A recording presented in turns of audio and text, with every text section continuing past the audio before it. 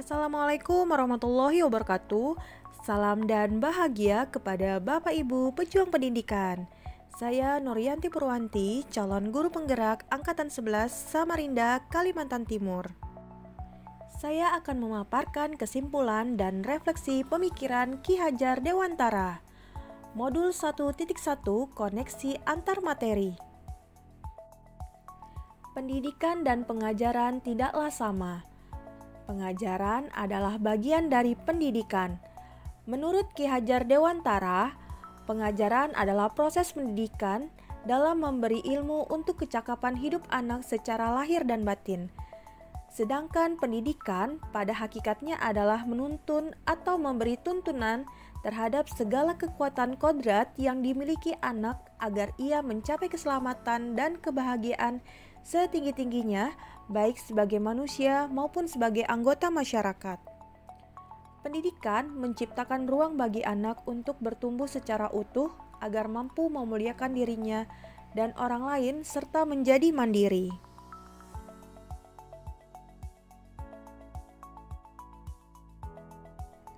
Sebelum mempelajari modul 1.1 tentang pemikiran Ki Hajar Dewantara, pembelajaran yang saya lakukan hanya sebatas transfer materi pembelajaran. Saya menganggap ketuntasan dalam menyampaikan materi lebih penting daripada pemahaman karakteristik murid. Saya cenderung melihat dari aspek kognitifnya saja, misalnya saat mereka mengerjakan soal berupa tugas atau ulangan harian. Jika nilai murid sudah mencapai KKM, saya menganggap pembelajaran sudah berhasil. Selain itu, saya juga lebih cenderung beranggapan murid hanya sebagai objek pembelajaran, sehingga pembelajaran terpusat pada guru atau teacher center. Sebelumnya, saya tidak memperdulikan apakah murid benar-benar paham, mengingat materi yang saya ajarkan cukup padat setiap semesternya. Saya cenderung meminta siswa menghafal materi yang saya ajarkan tanpa memikirkan bagaimana cara agar materi tersebut dapat dipahami dengan sepenuhnya. Sehingga saya pun kadang sering merasa gagal jika banyak murid yang tidak tuntas setelah melakukan evaluasi.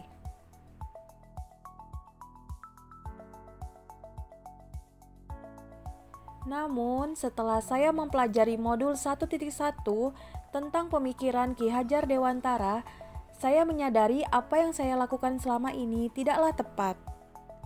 Setelah saya mempelajari modul 1.1, saya menyadari seharusnya saya melakukan proses pembelajaran secara menyeluruh, bukan hanya aspek kognitif saja, namun juga afektif, psikomotorik, spiritual, sosial, dan budaya. Murid bukan sebagai objek pembelajaran, melainkan sebagai subjek pembelajaran. Artinya, murid memiliki kebebasan berekspresi, mengemukakan pendapat, dan berkreasi sesuai model atau metode pembelajaran dan menggunakan media yang tepat. Guru harusnya menjadi fasilitator dalam proses pembelajaran.